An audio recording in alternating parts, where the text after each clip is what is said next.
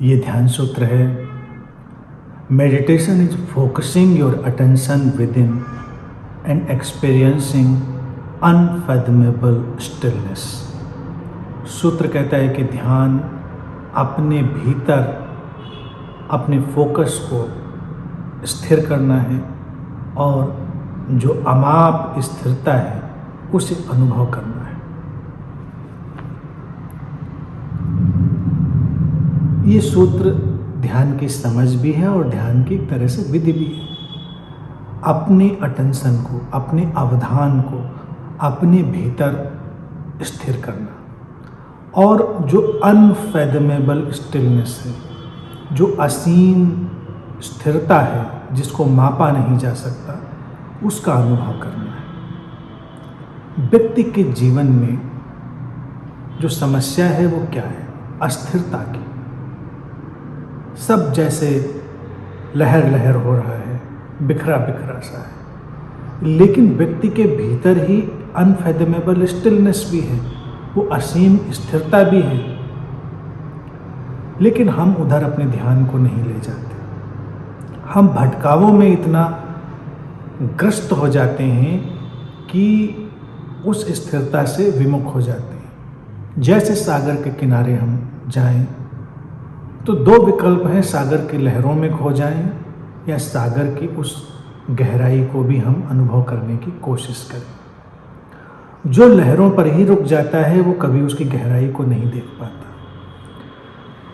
अगर सागर की गहराई को देखना है तो लहरों को बहुत सजग होकर उनके ऊपर पूरा अपना फोकस बनाकर देखना पड़ेगा और तब लहरों का मूल भी दिखाई देगा, वो जलराशि भी जहाँ से वो उठती हैं, और फिर वो असीमता भी, वो सागर का विस्तार भी दिखाई देगा।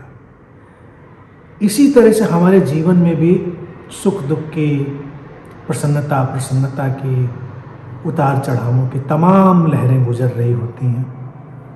सूत्र कहता है कि अपने भीतर अपने अवधान को स्थिर करना है। तो भीतर शुरुआत में जब हम देखेंगे तो हमें लहरें लहरें ही दिखाई देंगी, लेकिन स्थिर रखें अपने फोकस को, अपने अटेंशन को वहाँ पर बनाए रखें। बनाए रखेंगे तो धीरे धीरे इन सारी हलचलों के पीछे हमारी चेतना का वो सागर भी दिखाई देगा, जो असीम है, जिसमें कोई हलचल नहीं, जो अमाप ढंग से स्थिर है, जिसको हम माप ही नहीं सकते। तो ये केवल अवधान की एक प्रक्रिया है। अवधान अर्थात अटेंशन, अवलोकन। बचकर भागना नहीं, जल्दबाजी नहीं, धैर्य से चलेंगे तो हम उधर पहुंच जाएंगे। और जब एक बार हमको अपनी चेतना के महासागर की वो स्थिरता दिख गई तो फिर जीवन की लहरें हमारे लिए क्रीड़ा हो जाती हैं, खेल हो जाती हैं। कोई उतार चढ़ाव आए हम विचलित नहीं होते।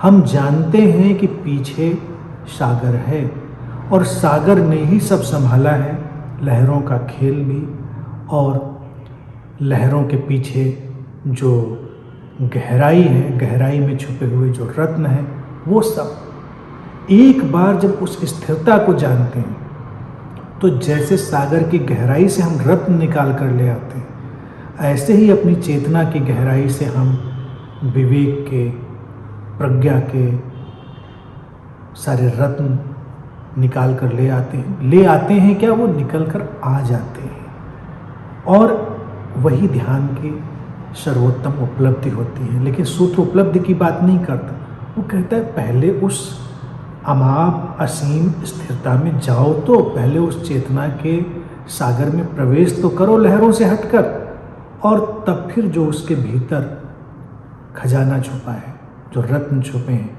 वो स्वतः ही धीरे धीरे उद्घाटित होते चले जाएंगे। तो इसलिए इस सूत्र में जो विधि भी है और उसकी देशना भी है वो यही है कि बहुत धैर्य से अपने भीतर अपने अवधान को स्थिर करें, अपने लहर लहर जीवन को, तरंगायित जीवन को देखते रहें, और फिर उसके पीछे जो कभी भी विचलित नहीं होता, जिसमें कभी भी कोई हलचल नहीं होती, उस आयाम में प्रवेश करें और उस आयाम से जीवन का सारा ऐश्वर्य, समृद्धि, निकल कर फिर हमारे जीवन में प्रवेश करती है।